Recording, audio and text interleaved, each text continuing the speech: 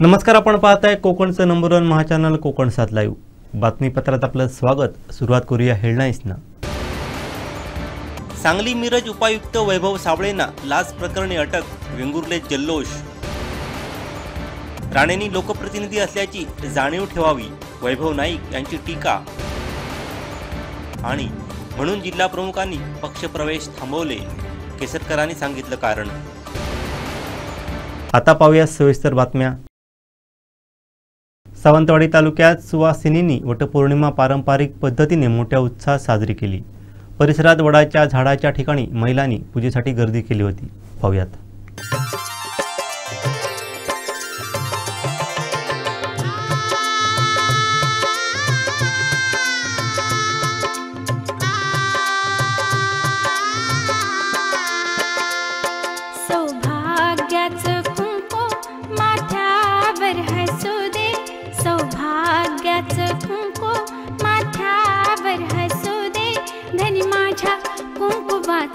जन्मोजन्मी मला मिळू दे, धनी माझ्या कुंकुमाचा जन्मोजन्मी मला मिळू दे.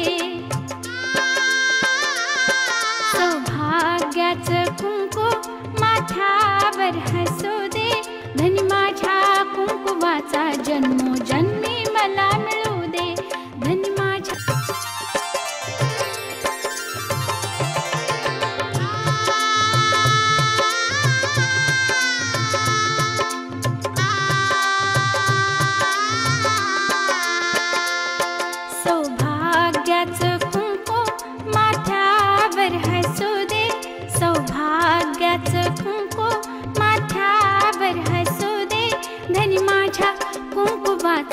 जन्मोजन्मी मला मिळू दे, धनी माझ्या कुंकुमाचा जन्मोजन्मी मला मिळू दे.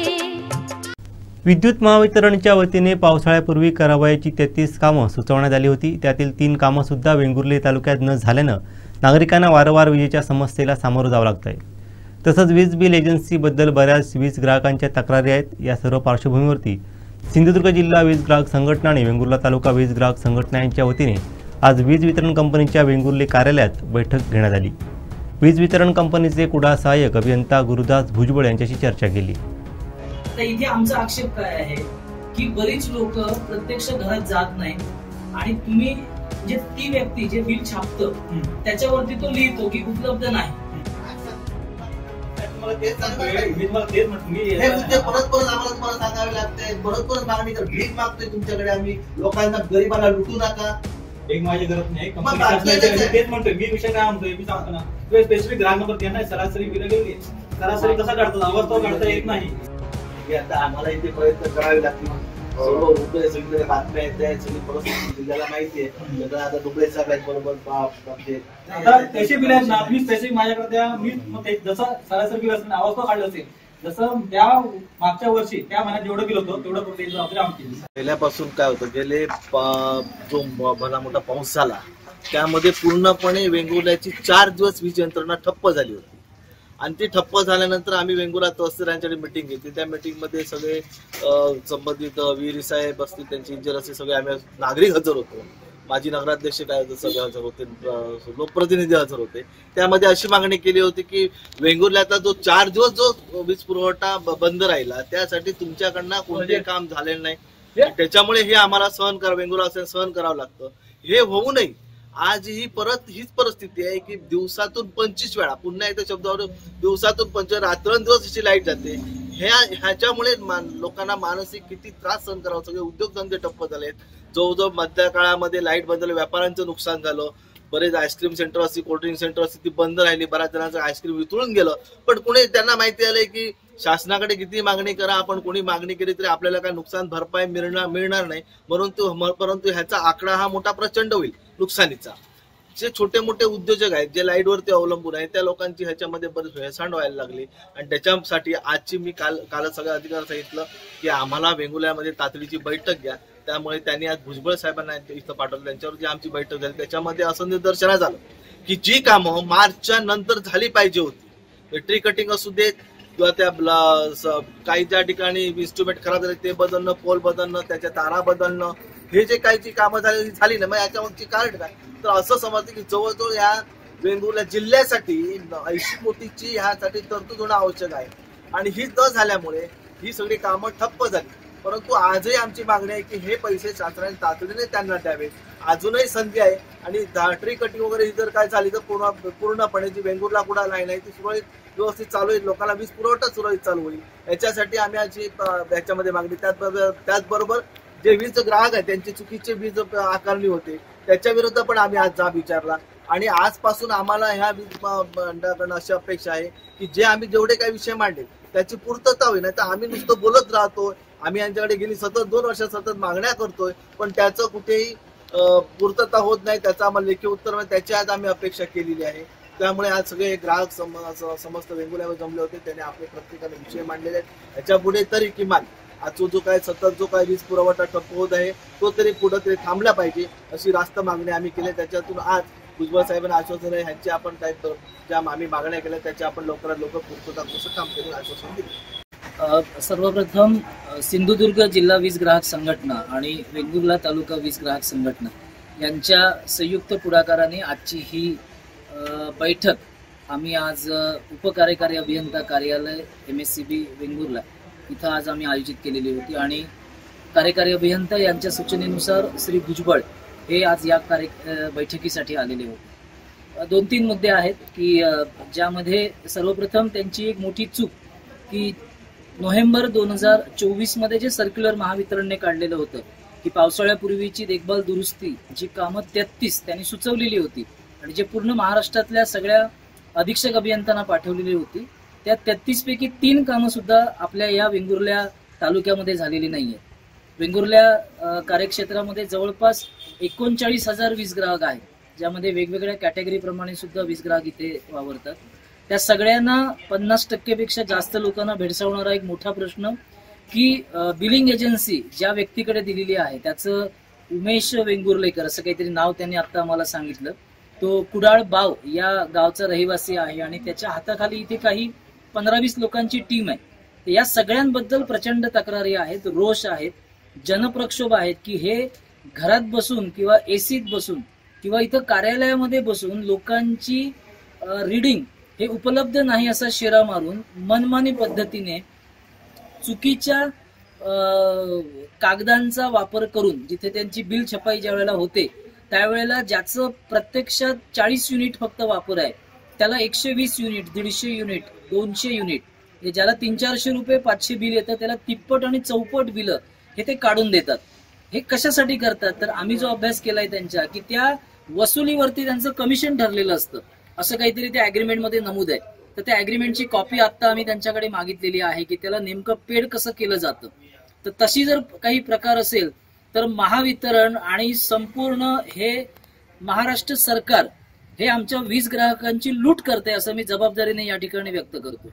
दुसरा महत्वाचा भाग की 33 कामं हे तातडीनं होणं गरजेचं आहे की ज्यामध्ये इन्सुलेटर असेल, त्यांचे एबी स्विच असतील, त्यांचे इतर सगळे टेक्निकल पार्ट जे वेंगुर्ल्यामध्ये फक्त 10-15% काम झालंय.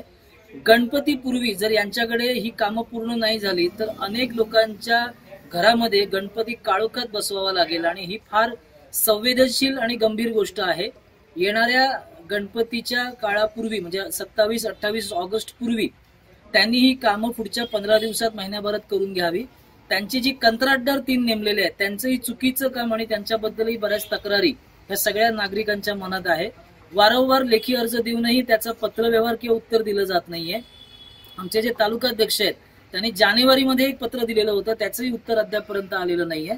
आम्ही त्यांना आता सांगितलंय की 4 दिवसात तुमचे बिलिंग एजन्सीचा कंत्राटदार आणि इतर 3 कंत्राटदार सोबत जिल्ह्याचे अधीक्षक अभियंता जे अभिमन्यू राख ज्यांनी आता महिन्यापूर्वी चार्ज घेतलाय आणि रत्नागिरी सिंधुदुर्गचे मुख्य अभियंता ज्यांचं नाव अनिल डोळे ह्या सगळ्यांच्या उपस्थितीमध्ये वेंगुर्ल्यामध्ये एक मोठी मीटिंग होणं अपेक्षित आहे. त्यासाठी आम्ही जिल्हा वीज ग्राहक संघटना आणि तालुका वीज ग्राहक संघटना आम्ही प्रयत्नशील आहोत. शेवटचं आवाहन करतो की वेंगुर्ल्या तालुक्यातील 40,000 वीज ग्राहकांपैकी कोणालाही कुठलाही छोटा मोठा प्रॉब्लेम असेल त्यांनी आमच्या तालुका वीज ग्राहक संघटनेला संपर्क साधावा आणि ज्यावेळी आम्ही आवाहन करू त्यावेळी इथं कार्यालयात लेखी तक्रारी आणि पुराव्यासहित उपस्थित राहावे. तुमच्या बाजूने सक्षमपणे आम्ही संघर्ष करू.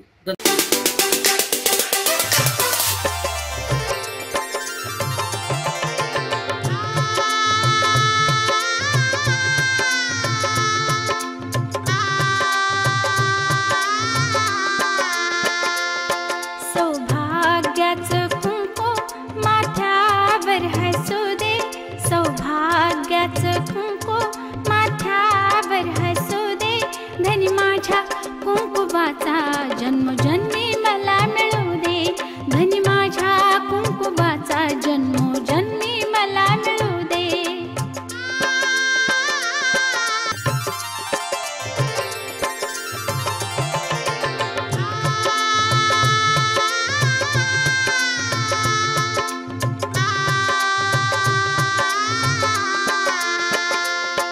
सौभाग्याचं कुंकू माथ्यावर हसू दे, सौभाग्याचं कुंकू माथ्यावर हसू दे, धनी माझ्या कुंकुवाचा जन्मोजन्मी मला मिळू दे, धनी माझ्या कुंकुवाचा जन्मोजन्मी मला मिळू दे. सौभाग्याचं कुंकू माथ्यावर हसू दे, धनी माझ्या कुंकुवाचा जन्मोजन्मी मला मिळू दे, धनी माझ्या कुंकुवाचा जन्मोजन्मी मला मिळू दे. वटपौर्णिमेचा कार्यक्रम आपण कशा प्रकारे साजरा केला, काय सांगा? आम्ही दरवर्षी वटपौर्णिमेचा सण खूप छान साजरा करतोय. सगळ्या महिला आम्ही एकत्र येऊन असा छान अशी आम्ही वडाची पूजा करतोय आणि उपवास ठेवतोय आणि जरा आपल्या पतीचे आयुष्य खूप वाढावं आणि याच्यासाठी आम्ही देवाकडे प्रार्थना करतो की हा सण सर्वांना सुखाचा समृद्धीचा जावा, जन्मजन्माचा हाच पती आपल्याला मिळावा. आणि वटपौर्णिमेच्या सर्व महिलांना हार्दिक हार्दिक शुभेच्छा.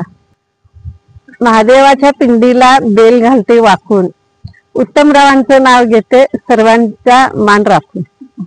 देवगड तालुक्यामधील बहुतांश गावांमध्ये सध्या पेरणी झाली असून शेतकरी सध्या पावसाची वाट पाहत आहे.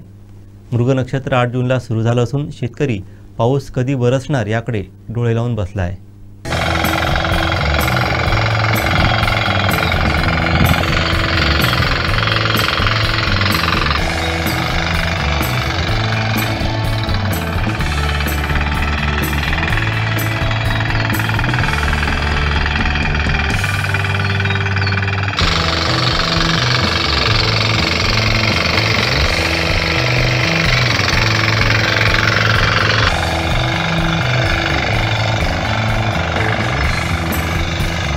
देवगड येथे शेतकऱ्यांची पेरणी झालेली असून पावसाने दडी मारल्यामुळे या ठिकाणी शेतीची जी काय आहेत ते कामे खोळंबलेली आपल्याला पाहायला मिळत आहेत. देवगड येथील आपल्यासोबत महेश सावंत येथील शेतकरी आहेत, त्यांच्यासोबत आपण जाणून घेऊया त्यांच्याकडून की कशा प्रकारे या ठिकाणी जी आहेत ती कामे शेतीची खोळंबलेली आहेत. काय सांगाल? यावर्षी अवकाळी पाऊस मे महिन्यातच पडून गेला आणि त्यानंतर खऱ्या मान्सूनची प्रतीक्षा आम्ही करत होतो, पण काल मिरग झाला तरी सुद्धा पावसाने पूर्णपणे ओढ घेतलेली आहे आणि अक्षरशः उन्हाळी वातावरण सध्या चालू आहे. 2-4 दिवसात एखादी सर आली तर येते आहे आणि त्यामुळे तुम्ही माझ्या मागे बघू शकता आमचा तरवा जो पेरलेला आहे तो आतापर्यंत फुटभर तरी वर आला पाहिजे होता, पण त्याला निसर्गाची साथच मिळत नाहीये. त्यामुळे आता ह्या वर्षी भात शेती आधीच कमीत कमी शेतकरी होत चाललेले आहेत, कारण माणसांची मजुरांची अभाव आहे, ट्रॅक्टरचा खर्च सुद्धा परवडत नाहीये आणि त्यात आता ही निसर्गाने शेतकऱ्यावर जर लात मारल्यासारखंच झालंय तर भात पदरामध्ये कसा पडणार ह्याच विवंचनेमध्ये आम्ही आहोत. नक्कीच. तर हे होते शेतकरी महेश सावंत, ज्यांच्याकडून आपण जाणून घेतलं आहे की कशा प्रकारे पावसाने उसण घेतल्यामुळे शेतीची जी काही कामे आहेत ते खोळंबलेले आपल्याला पाहायला मिळत आहेत. कोकण 7 लाईव्ह साठी नागेश दुखंडे, देवगड. माजी मंत्री दीपक केसरकर यांनी पालकमंत्री नितेश राणेंचं कौतुक केलंय का ते पाहूयात. भारतीय नौदलाने गुलदार ही नौका महाराष्ट्र शासनाला दिलेली आहे आणि त्याच्यामध्ये संग्रहालय हे समुद्राच्या आतमध्ये असेल आणि अशा तऱ्हेचं भारतातलं हे पहिलंच संग्रहालय आहे. ज्या ठिकाणी निमती बेटं आहेत त्या ठिकाणी समुद्री प्रवाळ आहेत, त्याच्याचबरोबर पाणबुडीचा प्रकल्प सुद्धा त्या ठिकाणी प्रस्तावित आहे. आमचे पालकमंत्री यांनी पुढाकार घेऊन आणि राज्याचे पर्यटन मंत्री आदरणीय शंभूराजे देसाई या दोघांनी पुढाकार घेऊन हा प्रकल्प लवकरात लवकर होण्यासाठी प्रयत्न केले. त्याच्याबद्दल जिल्हावासियांच्या वतीने मी त्यांचे आभार मानतो आणि आदरणीय मुख्यमंत्री महोदयांनी त्यांच्या 100 दिवसाच्या कार्यक्रमामध्ये या कार्यक्रमाचा समावेश केला, त्याबद्दल त्यांचे सुद्धा आभार मानतो. आदरणीय पंतप्रधान महोदयांनी ही नौका महाराष्ट्राला दिली, एवढंच नाही तर 50 कोटी रुपये हे या प्रकल्पासाठी दिले, त्यांचे सुद्धा आमच्या जिल्ह्यातील जनतेच्या वतीने आभार मानतो.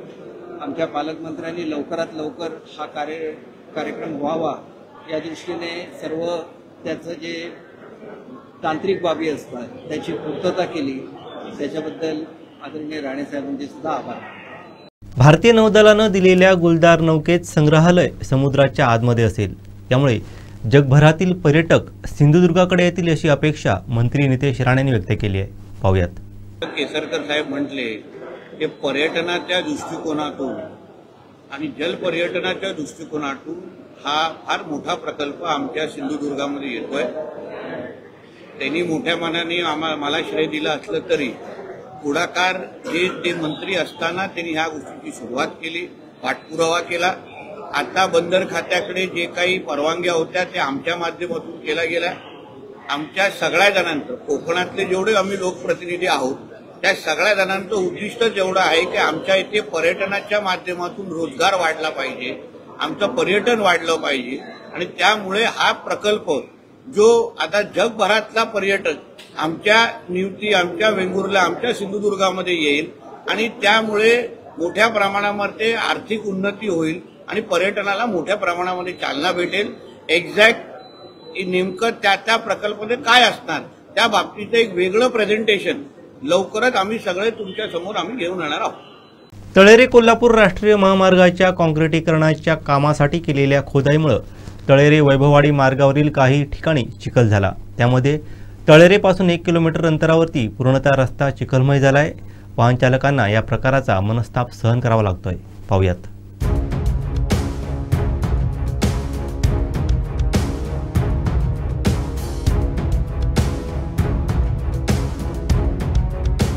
तळेरे कोल्हापूर या राष्ट्रीय महामार्गाचं रुंदीकरण व काँक्रिटीकरणाचं काम सुरू आहे.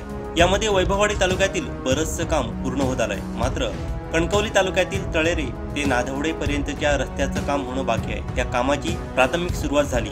याकरिता जुना रस्ता व लगतच्या भागाची खोदाई करण्यात आली आहे. या मार्गावरील पाम बीच हॉटेल शेजारीच्या रस्त्याची अशीच खोदाई केली आहे. त्यामुळे येथील भाग पूर्णतः चिखलमय झाला आहे. साधारण 50 ते 100 मीटर अंतरात पूर्णतः चिखल आहे. या चिखलातून जाताना दुचाकींचे अपघात होऊ लागले आहेत. तसंच अवजड वाहनं इथून चालवणं जिकिरीचं झालं आहे. अनेक वाहनं येथे रुतण्याचे प्रकारही होऊ लागले आहेत. ठेकेदाराच्या निष्काळजीपणाचा फटका वाहन चालकांना सहन करावा लागतो. पावसाची स्थिती आणखी बिकट होण्याची शक्यता आहे. त्यामुळे संबंधित ठेकेदारानं त्या ठिकाणी उपाययोजना करणं गरजेचं आहे.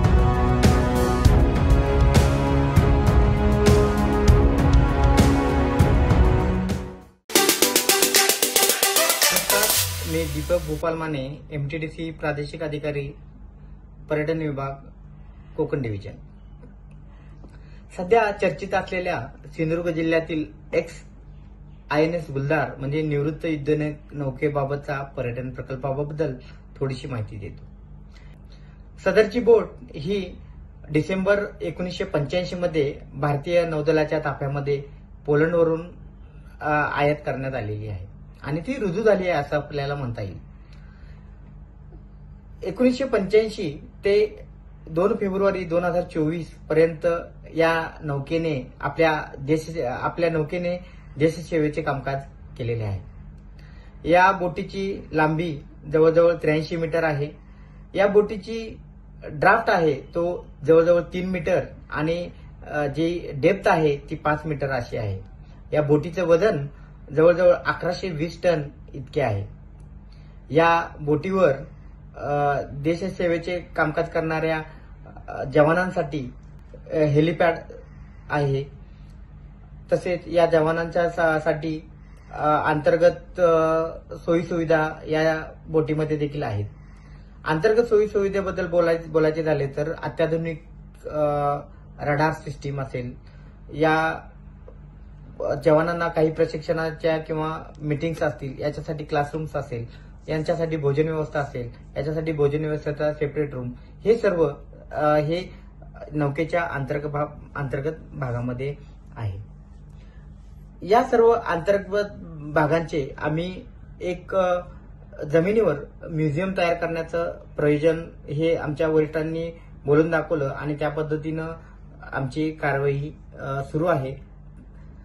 त्यास मान्यता मिळाल्यानंतर जमिनीवर या बोटीमध्ये जे काही होतं हे जमिनीवर दाखवलं जाईल आणि या बोटीच्या 4थ्या टप्प्याचे कामकाज म्हणजे समुद्रात सदरची बोट स्कर्ट करणे. ही स्कर्ट झाल्यानंतर जे काही या बोटीमध्ये होते ते आम्ही संग्रहालयात दाखवू, म्हणजे त्या बोटीची प्रतिकृती तयार करून त्या बोटीमध्ये जे आहे ते जमिनीवर दाखवू आणि ज्यांना स्कुबा डायव्हिंग जमते त्यांना स्कुबा डायव्हिंगचे उचित प्रशिक्षण देऊन समुद्रामध्ये ज्या ठिकाणी ही बोट स्कर्ट केली त्या बोटीमध्ये ती बोट स्कुबा डायव्हिंगच्या माध्यमातून दाखवणे आणि ज्या लोकांना स्कुबा डायव्हिंग ची भीती वाटते त्यांच्यासाठी पाणबुडीच्या साहाय्याने ही बोट दाखवणे. जमिनीवर प्रतिकृती आणि समुद्राच्या तळाशी ही बोट अशा पद्धतीनं दाखवल्यानंतर हे जे काही या नौकेनं देशसेवेचे जे काम केलेलं आहे ते लोकांना फील करता यावं आणि त्याचा पर्यटनाच्या दृष्टीनं उपयोग व्हावा, हा या प्रकल्पाचा मुख्य उद्देश आहे. जी युद्ध नौका निवृत्त झाली मात्र देशसेवेचे पर्यटन दृष्टी देशाचे आर्थिक उत्पन्न असेल आपल्या महाराष्ट्राचं नाव उंचावण्याचं काम ही INS गुलदार नौका निश्चितच करेल, यात काही शंका नाही. धन्यवाद. दोडामार्ग तालुक्यातील हत्तींचा प्रश्न दिवसेंदिवस वाढत आहे. मुख्य वनसंरक्षक रामानुजन हे निष्क्रिय असल्यानेच हा प्रश्न अधिक वाढला आहे. त्यामुळे त्यांची येथून तात्काळ हकालपट्टी व्हावी अशी मागणी आपण वनमंत्र्यांकडे करणार आहे.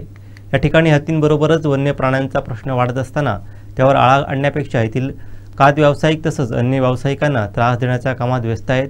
त्यामुळे त्यांची बदलीची मागणी आपण करणार आहोत असं दीपक केसरकर यांनी सांगितलंय. पाहूयात. शेवटी हत्ती म्हणजे काय लहानचं पिल्लू नाही ते, की आपण त्याचं शेवटी वेगवेगळे मार्ग ते काढतायत आणि माझी तर मागणी अशी आहे की ज्या CCFच्या काळामध्ये हा सगळा हे झाला त्या CCFची तात्काळ बदली झाली पाहिजे. रामानुजन हे जे कोण CCF आहेत कोल्हापूरला बसलेले अत्यंत निष्क्रिय आहेत, यांच्यावर जबाबदारी शासनाने सोपवलेली होती. त्यांनी आपलं काम केलं नाही तर आम्ही जास्तीत जास्त काय करू शकतो, त्यांची बदली करू शकतो. जाताना ते हत्तीला घेऊन जाणार की त्याने अवश्य जावं, परंतु त्यांनी आता जावं इथून, याच्याशिवाय दुसरं काय मला दिसत नाही. कारण केवळ हत्तींचा उपद्रव आहे असं नाही, ज्या वेगवेगळ्या प्राण्यांचा उपद्रव आहे आणि ते न करता ते दुसरेच काहीतरी लोकांना उपद्रव करत बसतात.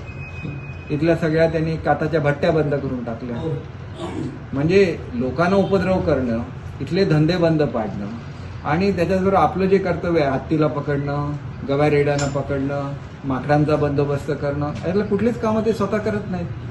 त्याच्यामुळे माझी पहिली मागणी आणि माझे अतिशय चांगले संबंध हे वनमंत्र्यांशी आहेत. अगोदर या अधिकाऱ्याला इथून हटवा ही माझी मागणी राहील. मी असं कधीच नाही, मी अधिकाऱ्यांच्या विरुद्ध कधीच बोलत नाही, परंतु हे असं झालं की आम्ही मी स्वतःचा फोन केले.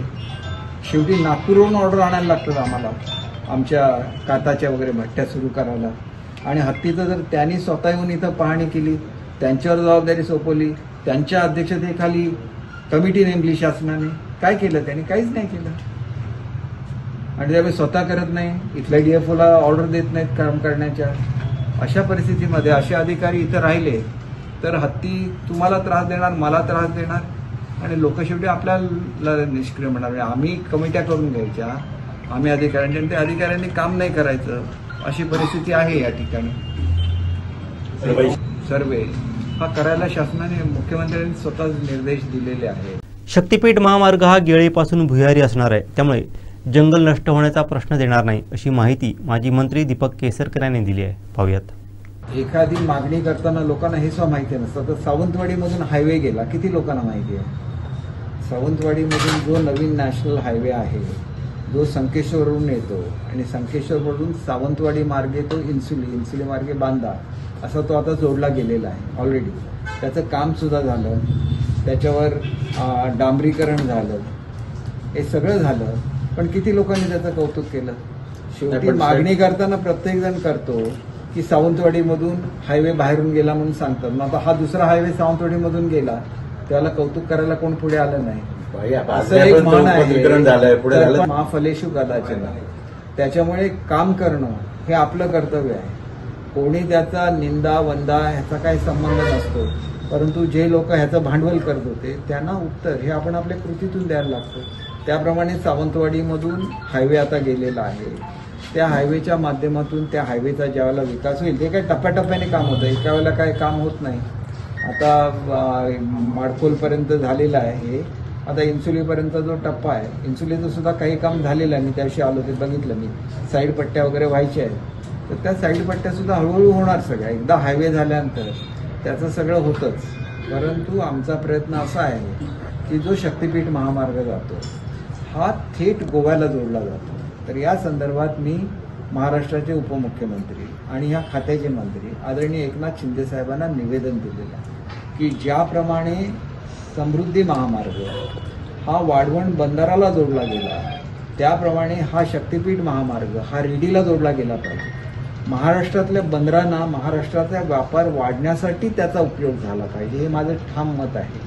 आणि त्याच्यामुळे थेट जर महाराष्ट्रातली वाहतूक आणि महाराष्ट्राचा व्यापार गोव्याला जाणार असेल, गोव्याला आमचा विरोध कधीही नव्हता, पुढे सुद्धा राहणार नाही. परंतु आधी महाराष्ट्राचा विकास झाला पाहिजे, सिंधुदुर्ग जिल्ह्याचा विकास झाला पाहिजे आणि नंतर तो महामार्ग गोव्यालाच जोडला जाणार आहे. त्याच्यामुळे हा महामार्ग एकतर मळगावला किंवा 0 पॉईंट धाराप इथं जोडला जावा, तिथून तो रेडीला जावा. रेडी आणि त्याच्याचबरोबर ही जी आमची आता पर्यटन क्षेत्र विकसित होतात, ज्याच्यामध्ये शिरोडा आहे, ज्याच्यामध्ये विजयदुर्ग आहे, ज्याच्यामध्ये देवगड आहे, मालवण आहे, तर याला हा संपूर्ण रेडी रेवस जो मार्ग येतो त्याला हा मार्ग जोडला गेला तर संपूर्ण सिंधुदुर्ग जिल्हा आणि त्याची किनारपट्टी ही महाराष्ट्राशी जोडली जाईल. नाहीतर काय मुंबई आणि फक्त गोवा जोडलं जाणार. तर त्याचं फेर सर्वेक्षण करायचे आदेश त्यांनी दिलेले आहेत आणि त्याच्यामुळे हे करत असताना तो थेट बांद्याला सहज जोडला जाणार, कारण हायवे बांद्याला जोडलेला आहे.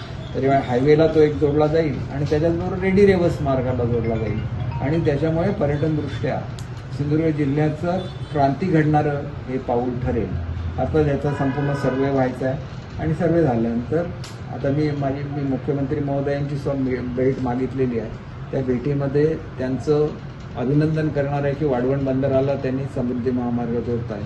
तसाच शक्तिपीठ महामार्ग हा रेडीला जोडण्याचा निर्णय हा त्यांनी सुद्धा घ्यावा अशी मी त्यांना विनंती करणार म्हणून जातो. त्याच्यामुळे वरच्या जंगलाला कुठे हात लावला जाणार नाही आणि हा टनेल कुठून सुरू होतोय तर तो गेळेपासून सुरू होतो. त्याच्यामुळे सिंधुदुर्ग जिल्ह्यातल्या एकाही जंगलाला टच होणार नाही. आणि आता जो मार्ग आहे हा मार्ग निश्चितपणे काही बागायतीच्या एरियातून जातो, परंतु जो रस्ता महाराष्ट्र शासनाने प्रस्तावित केलेला होता आंबोली घाटाला पर्यायी रस्ता म्हणून, तो फणसवडे मार्गे जात होता. त्यामुळे जर फणसवडेला टनेल बाहेर पडला तर कुठलंच जंगल डिस्टर्ब होणार नाही. सरळ जंगलं सगळी क्रॉस करून आणि सावंतवाडीच्या वर जे मळगावचं जंगल आहे त्याच्या खालून सुद्धा टनेल जाऊ शकतो. त्याच्यामुळे अडचण काही येणार नाही फक्त, आणि उलट डिस्टन्स कमी होईल आणि आमच्या जिल्ह्याचा विकास होईल. सावंतवाडी इन्सुली ते सासोली, वेंगुर्ला ते मळेवाड या ठिकाणी सुद्धा अंडरग्राऊंड केबल टाकण्याची गरज आहे. त्या संदर्भात आपण वीज वितरण कंपनीच्या मुख्य कार्यकारी अधिकारी त्यांच्याशी चर्चा केली असून ते त्या संदर्भातील प्रस्ताव आपल्याला सादर करणार आहेत. हा प्रस्ताव घेऊन आपण लवकरच मुख्यमंत्री देवेंद्र फडणवीस यांची भेट घेणार असून अंडरग्राऊंड केबलसाठी आपण मागणी करणार आहे. दुसरीकडे सावंतवाडी शहर आणि कणकवली शहरातही अंडरग्राऊंड संदर्भात विचार केला जाणार आहे. तशा प्रकारे आपण पालकमंत्री नितेश राणे यांच्याशी चर्चा करणार आहोत असं दीपक केसरकर म्हणाले. पाहूयात. मध्यंतरीच्या काळामध्ये अवकाळी पावसामुळे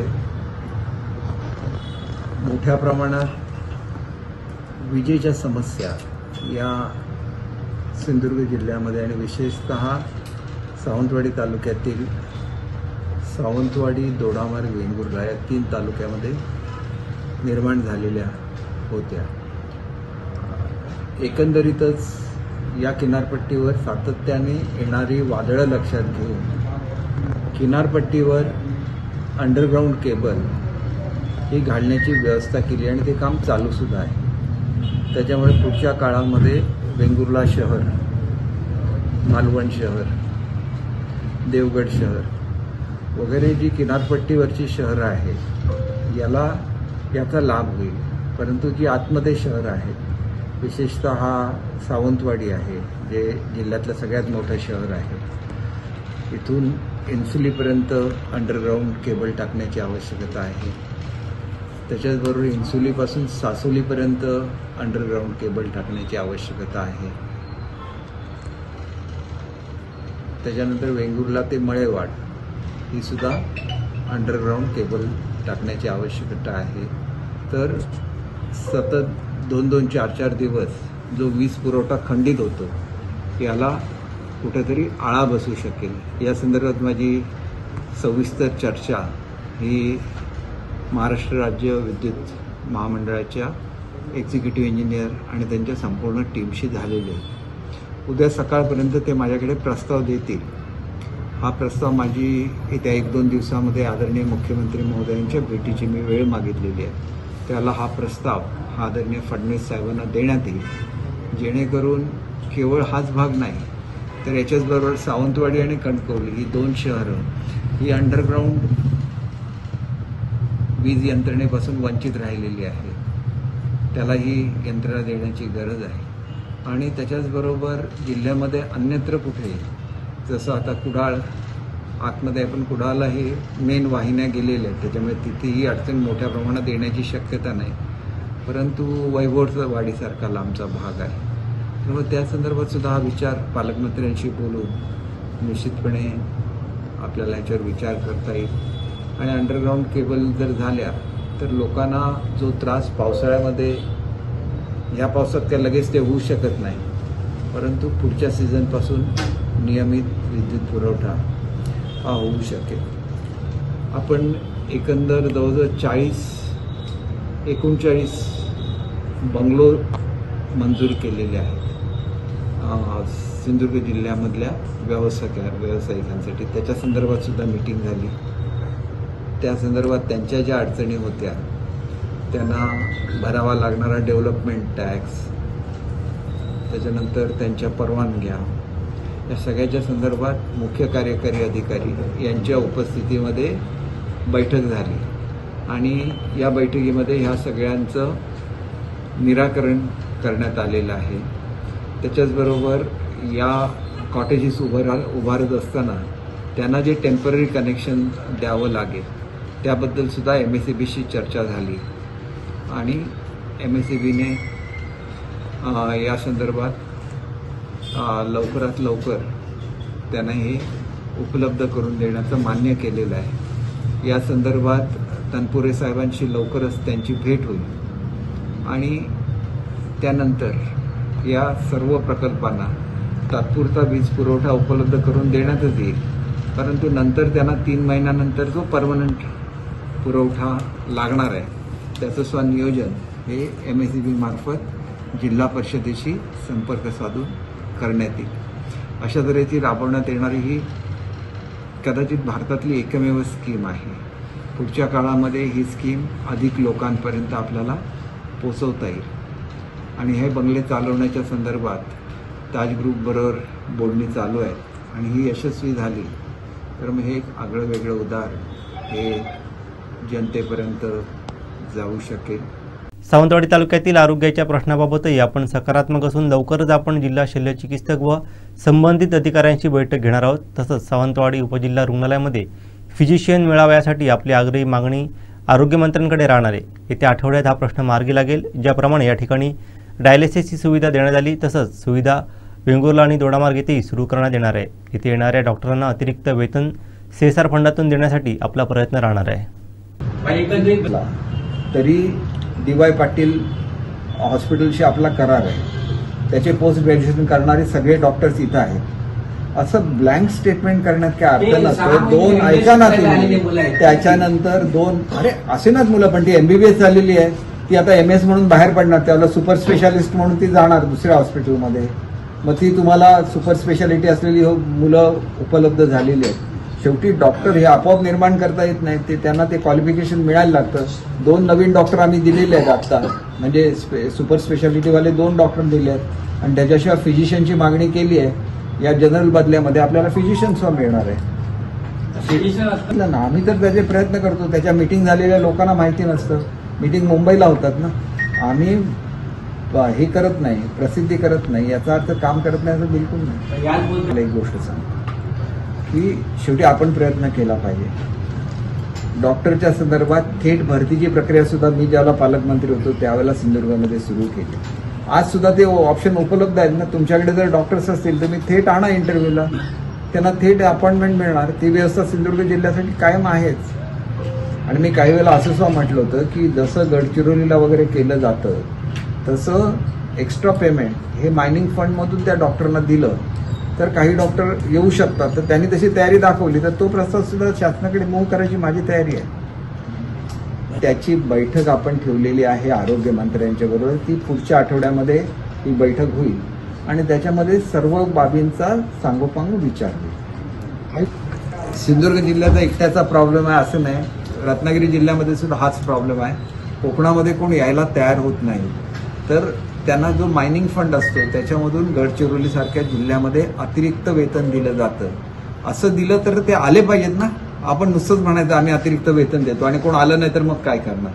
त्याच्यामुळे डॉक्टर येणं ही आवश्यकता आहे आणि त्याच्यासाठी लवकरच विटकर साहेबांची मी भेट घेतलेली होती मुंबईला आणि त्यांनी या आठवड्यामध्ये मीटिंग ठेवायला सांगितलेली आहे. ती मीटिंग झाल्यानंतर त्याच्यामधून आपल्याला निदान एक तरी फिजिशियन लगेच द्या अशी मी मागणी केली आहे. कारण 3 हॉस्पिटलमध्ये मिळून एक तरी फिजिशियन असावा तर आपले. आणि त्याच्याचबरोबर आपण आता ज्या सावंतवाडीला जशा सुविधा आहेत डायलिसिसच्या तशाच आपण वेंगुर्ला आणि शिरोड्यामध्ये करतोय, दोडामार्गमध्ये सुद्धा करतोय. आणि ह्याच्यासाठी मी आमदार निधीमधून सुद्धा काही देतोय आणि काही शासनाकडून.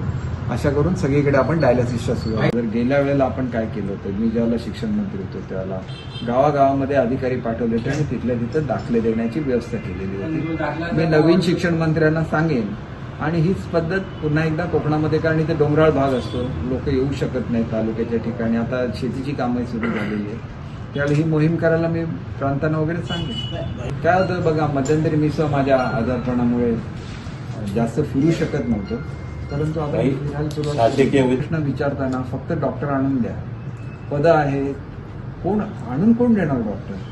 शेवटी ते आले पाहिजेत ना.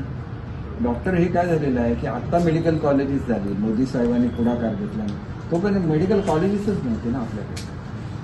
आता झाली, आता नवीन डॉक्टर व्हायला सुरुवात होती, पोस्ट ग्रॅज्युएट व्हायला सुरुवात होईल आणि मग ते मिळतील आपल्याला. पाहिजे की ते सध्या इथं काम करतायत, नुसते ओरड करण्यात अर्थ नसतो. म्हणजे मी काय सांगतो, शेवटी शासनाने हा निर्णय घेतला त्याप्रमाणे नवीन झालेल्या डॉक्टरना सगळ्यांना इथं पाठवलं. तर आता गावडे साहेबांनी विचारलं नवीन डॉक्टर आहेत कोणी बोलायचं असं काम करतो, एमबीबीएस चालवत होतं, बरोबर आहे. आता एमबीबीएस डॉक्टर यायला सुरुवात झाली तरी पण आपण त्यांना नवीन डॉक्टर म्हणायचे. कुठेतरी थांबलं पाहिजे. आपल्याला तुम्ही एक चौकशी करा घेतलं ते खरं आहे असं गृहीत धरून मी पुढच्या मीटिंगला पुढच्याला आलो जिल्ह्यात की त्यांची मीटिंग ठेवेन आणि त्यांना मी समजावून शेवटी असं आहे. माझं एक मिनिट लक्षात घ्या की शेवटी त्यांना सुद्धा विश्वासात घेतलं पाहिजे. आहेत ते निघून गेले तर जी काय सेवा मिळते ते सुद्धा बंद होऊन जाणार ना. त्याच्यापेक्षा आहे त्यांना काम करायला लावणं, थोडीशी रिस्क घ्यायला लागते, कारण पेशंटला काय झालं तरी त्यांच्या अंगावर लोक जातात. ही सुद्धा वस्तुस्थिती आहे ना. मग त्याच्यापेक्षा ते सेफ साईड म्हणून मोठ्या हॉस्पिटलमध्ये पाठवतात. हे कुठेतरी त्यांना सुद्धा लोकांनी दिलासा दिला पाहिजे. तुम्ही ट्रीटमेंट करा, तुमच्याकडून काय नाही झालं तर आम्ही तुमच्यावर आहोत, कुठेतरी दिलासा दिला. शिवसेना जिल्हा प्रमुख संजीव परब यांनी माझ्या सूचनेनुसार काही पक्षप्रवेश थांबवले आहेत. महायुती अबाधित ठेवण्यासाठी हा निर्णय आम्ही घेतल्याचं दीपक केसरकर यांनी सांगितलं आहे. पाहूयात. बीजेपी मधून शिवसेनेमध्ये प्रवेश घ्यायचे नाही असं सांगितल्यामुळे त्यांना प्रवेश थांबवायला लागले. हा निर्णय मी स्वतः घेतलेला आहे, कारण दोन्ही पक्ष मित्र पक्ष आहेत, त्यांच्याकडून आपल्याकडे प्रवेश घेतला तर त्यांचा गैरसमज होतो म्हणून ते प्रवेश थांबवलेले आहेत. त्यांच्याकडे ते असे प्रवेश घेतात, अर्थात तर त्यांचा प्रश्न आहे आणि त्यांना तशी परवानगी मिळालेली असेल. आमच्याकडे आम्ही एकत्र हे लढवल्यानंतर आम्ही त्यावेळेला सुद्धा कबूल केलं होतं की आम्ही भाजपमधल्या लोकांना इथं प्रवेश देणार नाही. बीजेपीमधून शिवसेनेमध्ये प्रवेश घ्यायचे नाही असं सांगितल्यामुळे त्यांना प्रवेश थांबवायला लागले. हा निर्णय मी स्वतः घेतलेला आहे. कारण दोन्ही पक्ष मित्रपक्ष आहेत, त्यांच्याकडून आपल्याकडे प्रवेश घेतला तर त्यांचा गैरसमज होतो, म्हणून ते प्रवेश थांबवलेले आहेत. त्यांच्याकडे ते असे प्रवेश घेतात, अर्थात त्यांचा प्रश्न आहे आणि त्यांना तशी परवानगी मिळालेली असेल. आमच्याकडे आम्ही एकत्र लढवल्यानंतर आम्ही त्यावेळेला कबूल केलं होतं की आम्ही भाजपमधल्या लोकांना इथं प्रवेश देणार नाही. नारायण राणे आज ज्या भाजप पक्षात आहेत तो पक्ष घडवण्याचं काम स्वर्गीय प्रमोद महाजन यांनी केलं होतं. त्याच प्रमोद महाजनांचे प्रकाश महाजन हे ज्येष्ठ बंधू आहेत. एवढं भान ठेवलं असतं तर नारायण राणेंचीही वैचारिक प्रगल्भता दिसली असती, अशी टीका उबाटा शिवसेनेचे माजी आमदार वैभव नाईक यांनी केली आहे. पाहूयात. नारायण राणे साहेब, तुमच्या मुलावर टीका केल्यावर ती टीका तुम्हाला झोपली आणि ती एका वयस्कर नेत्याने केली होती. खरं तर तुम्ही निवडून आलात, तुमचे चिरंजीव निवडून आले, याबद्दल दुमत नाही, परंतु ते निवडून येताना किती पक्ष बदललेत हे पण आपण वस्तुस्थिती जाणून घेतली पाहिजे होती. आणि ज्या ज्या पक्षात आपण आहात त्या त्या पक्षाच्या विरोधात कशी टीका तुमच्या चिरंजीवाने केली आहे. ज्या सोनिया गांधींनी तुम्हाला मंत्री केलं, त्या सोनिया गांधींनी तुमच्या मुलाला खासदार केलं, त्यांच्यावर तुमचा मुलगा कशी टीका करतो, त्यांचं वयाचं भान आहे काय. ज्या बाळासाहेबांनी तुम्हाला सर्वांना घडवलं, त्या बाळासाहेबांवर तुमचे दुसरे चिरंजीव कशी टीका करत होते. उद्धव साहेब आणि राजसाहेबांवर तुमचे चिरंजीव कशी टीका करतायत. जेव्हा तुम्ही काँग्रेसमध्ये होता तेव्हा फडणवीसांवर, देवेंद्र फडणवीसांसारख्या वरिष्ठ नेत्यावर तुम्ही कशी टीका करत होता तुमचे चिरंजीव. त्यावेळी तुम्हाला तुमच्या चिरंजीवांची वैचारिक प्रबलता दिसली नाही काय. आणि त्यामुळे आपल्यावर पण टीका केली तर त्यांना मारण्यापर्यंत धमकी द्यायची आणि आपल्या चिरंजीवाने ज्येष्ठ लोकांवर तक्रार केली तर त्याला आपल्याला लोकमत आहे म्हणून सांगायचं, आपण निवडून आलो म्हणून सांगायचं, हे काही बरोबर नाही.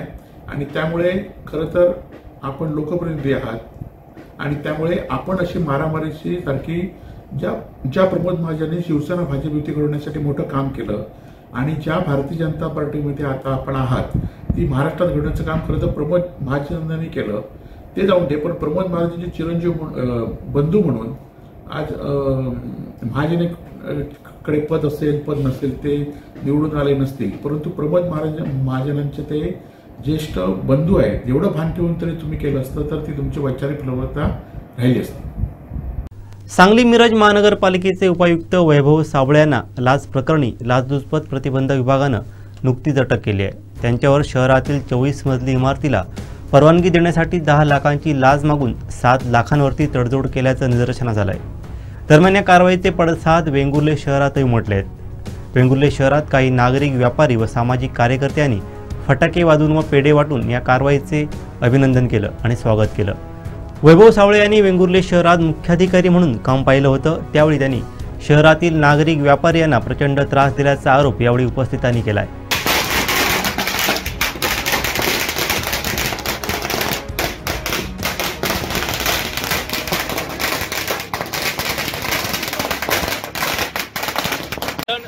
वेंगुर्ला हा नेहमी रामेश्वर, सातेरी आणि मानशीश्वर आणि इतर सर्व आमच्या जागृत देवतांचा हा आमचा वेंगुर्ला शहर एक चांगलं असं शहर आहे आणि हे नेहमी भ्रष्टाचार मुक्त राहावं. इथे गुंडगिरी इथे चालत नाही. ज्यांनी अति केली त्याची इथे माती झाली असा आतापर्यंतचा इतिहास आहे. या वेंगुर्ले शहराला एक साबळे नावाचा मुख्याधिकारी लाभला होता आणि एवढा उर्मट आणि उन्मत्त अधिकारी होता ज्यांनी आता तुम्ही बघितलं असेल सर्वसामान्य भाजी विक्रेते, सर्वसामान्य नागरिक आज रस्त्यावर उतरून त्यांनी आनंदोत्सव साजरा केला. कारण त्यांना ज्यावेळी एवढं छळलं, ज्या कोरोनाच्या काळात असे त्या दांडके नियम लावून त्यांच्या भाज्याच्या टोपल्यावर लाता मारणे, बाजूला काढून टाकणे, असं त्यांच्या डोळ्यात पाणी आणण्यासारखं. सकाळी ज्यावेळी बाजारात फेरफटका मारत होतो त्यांना ज्यावेळी बातमी समजली ते एवढे आनंदी झाले की साहेब याचे फटाके लावले पाहिजेत आणि पेढे वाटले पाहिजेत. हे सर्व फटाके आणि पेढे या सर्व लोकांनी उत्स्फूर्तपणे या ठिकाणी लावले. त्याला इथे सर्वसामान्य नागरिकाला त्याने आपण कोणतरी हुकुमशाह असल्यासारखं त्याने या वेंगुर्ल्यात सत्ता गावली आणि खऱ्या अर्थाने भ्रष्टाचाराचा महामेरू असा हा साबळे या वेंगुर्ला नगरपालिकेत आला आणि या ठिकाणी गेला आणि आज त्याला सांगली मिरजमध्ये भ्रष्टाचाराच्या 7 लाखाच्या आरोपाखाली त्या ठिकाणी अटक झाली. आणि आज खरोखर आम्हाला पटलं की आम्ही हा जो लढा उभा केलाय नागरिक कृती समितीच्या मार्फत, त्याला खऱ्या अर्थाने आज आमचा सुमुहूर्ताचा नारळ आज या ठिकाणी फुटला. आम्हाला आज कौल दिला गेला की बघा भ्रष्टाचार करणाऱ्याचं इथे काही खरं नाही आणि हा एक मुद्दाम हा करण्याचा उद्देश एवढा आहे की येणाऱ्या अधिकाऱ्यांना आणि या प्रशासनाला, मठ अशा प्रशासनाला समजलं पाहिजे की ज्यावेळी लोक रस्त्यावर उतरतात त्यावेळी वेंगुर्ला हे नेहमी शांत लोक त्यांचं एक शहर आहे, सुसंस्कृत आणि शांत लोक या ठिकाणी राहतात. आम्ही कोणाच्या अटकेचा जल्लोष इथे नाही केला, तर आम्ही एका दुष्ट प्रवृत्तीचा या ठिकाणी जल्लोष केला की त्याला शासन मिळालं, नियतीने त्याला शासन दिलेलं, केल्या कर्माची फळं याच ठिकाणी भोगावी लागतात. याचं हे उत्तम उदाहरण म्हणजे हे साबळ्याला झालेली अटक आहे. हे आमचे मित्र नानू किडिये यांनी मला स्वतः सकाळी फोन केला, ग्रुपवर ते व्यक्त झाले, ते कधी व्यक्त होत नाही हसतमुख असं व्यक्तिमत्व, आपला धंदा आणि आपण, की त्याने मला सांगितलं किंवा ग्रुपवर बोलले की मला त्याने एवढा छळला, एवढा त्याने त्रास दिला की माझं दुकान पण बळकवायला निघाले, अशा पद्धतीचा त्रास या लोकांना दिला. इथे काही कोरोनाच्या काळात वृद्ध लोकांना तुझ्या घरावर नांगर फिरवणार, तुझं बुलडोझरने दुकान उद्ध्वस्त करणार, एक प्रतिष्ठित व्यापारी ज्यांच्या घराचा शटरचा दरवाजा आणि पाठीमागे घर असं असताना त्याला ते अरे म्हातारे शटर बंद कर, म्हणजे एवढा असंस्कृतपणा आणि मीपणा त्याच्या अंगात होता. आणि खराब आता आमची दुसरी मागणी अशी राहील की त्यांच्या कारकिर्दीत, त्या साबळेच्या कारकिर्दीत झालेल्या जेवढी विकास कामं आहेत त्यांची चौकशी आम्ही कलेक्टरकडे निवेदन देतोय. आमचे आमदार दीपकभाई केसरकरांना पण निवेदन देतोय. त्याचप्रमाणे पालकमंत्री आणि मुख्यमंत्री, नगरविकास मंत्री यांना पण आम्ही निवेदन देतोय. याच्या भ्रष्ट कारभाराची चौकशी व्हावी आणि त्यांना शासन मिळावं ही आमची प्रमुख मागणी राहील. आणि आज नागरी कृती समितीच्या वतीने जो लढा उभा राहिलाय आणि त्यामुळे ठिम्म झालेलं असं जे प्रशासन आहे त्यांनी लागोलाग ज्या ठिकाणी आम्ही स्पॉट पंचनामे केले त्या ठिकाणी साफसफाई करायला सुरुवात केली. ही सुरुवात आहे, आगे आगे देखते जाओ क्या होता है. कसई दोडामार्ग शहर विकास आराखड्यासंदर्भात नगराध्यक्ष चेतन चव्हाण यांनी पत्रकार परिषद घेत माहिती दिली, तसंच विरोधकांचाही समाचार घेतलाय. पाहूयात. आज पत्रकार परिषद घेण्याचा एकमेव हेतू म्हणजे जो विकास आराखडा आणि त्याची हरकती आणि त्याची सर्वात 12-13 तारीखला होणारी जी सुनवाई आहे, सुनावणीच्या संदर्भात आज मी एवढे दिवस झाले, हा विकास आराखडा 2017ला त्याचा ठराव झाला होता आणि आज 8 वर्ष झाले. ह्या सर्व आराखड्यामध्ये जे काय घडलं आणि जे लोकांच्या हिताचं आहे, लोकांच्या नुकसानाचं आहे, हे सर्व आज जनतेला समजलं पाहिजे. एवढे दिवस मी कुठची पत्रकार परिषद विकास आराखड्याच्या संदर्भात घेतली नव्हती, पण हा विकास आराखड्याच्या संदर्भात पत्रकार परिषद घेण्याचं कारण म्हणजे काही आपल्या समाजामध्ये असलेले पुढारी म्हणा किंवा नेते म्हणा किंवा काही जे लोकांमध्ये गैरसमज पसरत आहेत, गैरसमज असे पसरतात की नगरपंचायतने काहीतरी मोठं तुमच्यावर लादलेलं आहे, नगरपंचायत तुमचं नुकसान करत आहे. हे सर्व गोष्टी खोट्या आणि चुकीच्या आहेत. ज्या लोकांना काही हरकती असतील त्या हरकतींची तर 12 तारीखला त्यांचं म्हणणं आम्ही घेणार आहोत. त्यापूर्वी पण उद्या आहे, उद्या आम्हाला जरी नगरपंचायत विचारला तरी त्यांची प्रश्नांची आम्ही सर्व उत्तरं देऊ. ह्या विकास आराखड्याचं ठराव 16/3/2017ला पूर्वी झाला होता. त्यानंतर 21/7/2018ला त्याची मुदतवाढ भेटली. त्या विकास आराखड्याची नंतर प्रोसेस असते ती 5/12/2018 रोजी आपण पत्रव्यवहार करून वगैरे सर्व ते मंजूर करण्यात आलं. 19/1/2021 रोजी GIS प्रमाणेने पूर्ण ELUचं आपण जे एक संस्था निवडली होती, Tandon urban solution private limited, आणि नगरपंचायत विकास आराखड्याचे TP नगर रचनाकार ह्यांच्यानी संस्था निवडली होती ती. आणि ही सर्व नगर रचनाकार यांचे काही अधिकारी ह्या आराखड्यासाठी त्यांच्यानी निवडले होते आणि हा सर्व आराखडा आणि ELU त्यांच्यामार्फत नगरपंचायतला भेटलेला आहे. आणि हा आराखड्याचा सर्व जे ओपन प्लेस, जे काय रस्ते, जे काय घरं जी होती ती ELUमध्ये फायनल झाली. त्यानंतर नगरपंचायत बरखास्त झाली, आपलं प्रशासन लागलं. प्रशासनाच्या काळामध्ये ELU प्रसिद्धी करण्यात आला 2021मध्ये. तर प्रसिद्धीकरणात परत त्याची 2024मध्ये सर्व नगररचनाकार यांची सदर क्षेत्राची विकास योजना तयार करण्यासाठी व त्यासाठी संपूर्ण नगरपंचायत हद्दीतील क्षेत्रांचे सर्वेक्षण करणे आणि जे काय आरक्षित जागा करायचे असतात, कुठे आरक्षण टाकायचं असतं, हे 20/4/2021मध्ये नगररचनाकारांचे जे निवडलेले अधिकारी होते, CO होते, ह्यांच्यानी आरक्षणात टाकण्यात आली. 16/8/2022ला पारो विकास आराखडा जो प्रस्तावित करण्याचा आराखडा होता हा अधिकारी नगरपंचायतकडे याकडे मुख्याधिकारी यांच्याकडे दुरुस्तीसाठी आला 16/8/2022ला.